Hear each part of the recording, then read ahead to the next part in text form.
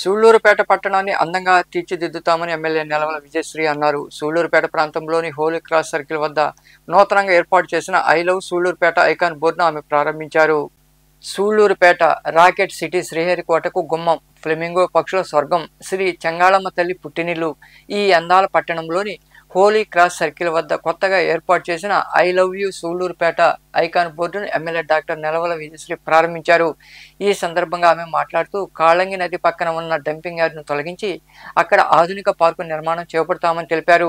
సూళ్లూరుపేట ప్రాంతాన్ని అన్ని విధాల సుందరవందనంగా తీర్చిదిద్దుతామన్నారు. నియోజకవర్గ అభివృద్ధికి నిరంతరం కృషి చేస్తుంటే తనపై అనవసర నిందలు వేయడం సరికాదని ఎమ్మెల్యే విజయశ్రీ మాట్లాడారు. సూళ్లూరుపేట కాన్స్టిట్యున్సీ సూళ్లూరుపేట టౌన్ లో మనం ఐ లవ్ సూళ్లూరుపేట అనే ఐకాన్ ని ఇక్కడ సూళ్లూరుపేటలో హోలీ సర్కిల్ దగ్గర నిర్మించడం జరిగింది. గతంలో ఎప్పుడూ లేని విధంగా ఈ రోజు మన సూళ్లూరుపేట కాన్స్టిట్యున్సీని చెన్నైకి వెళ్లే నేషనల్ హైవే రహదారిలో వెళ్లే వాళ్ళందరూ కూడా మన సూళ్లూరుపేటని ఐడెంటిఫై చేసేలాగా ఈ రోజు మనం ఇక్కడ ఐ లవ్ సూళ్లూరుపేట అనే గుర్తింపును కూడా ఇక్కడ పెట్టుకోవడం జరిగింది.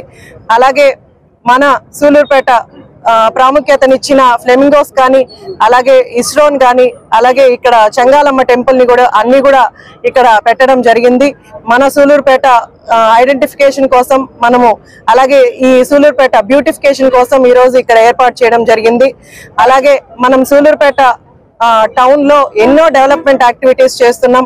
అలాగే ఈ డంప్ యార్డ్ చూస్తే ఎప్పుడో 10 సంవత్సరాల నుంచి కూడా అంతా పేరుకుపోయిన డస్ట్ ని కూడా ఈ రోజు రిమూవ్ చేస్తూ అక్కడంతా కూడా ఇంకా ప్రాసెస్ జరుగుతూనే ఉంది. త్వరలోనే ఇదంతా ప్రాసెస్ అయిపోయి దీన్ని ఇక్కడ నుంచి కొన్నెంబట్టుకి షిఫ్ట్ చేసి ఇక్కడ ఒక మంచి పార్కును కూడా ఏర్పాటు చేస్తే మన సూళ్లూరుపేట బ్యూటిఫికేషన్ ఇంకా పెరుగుతుంది.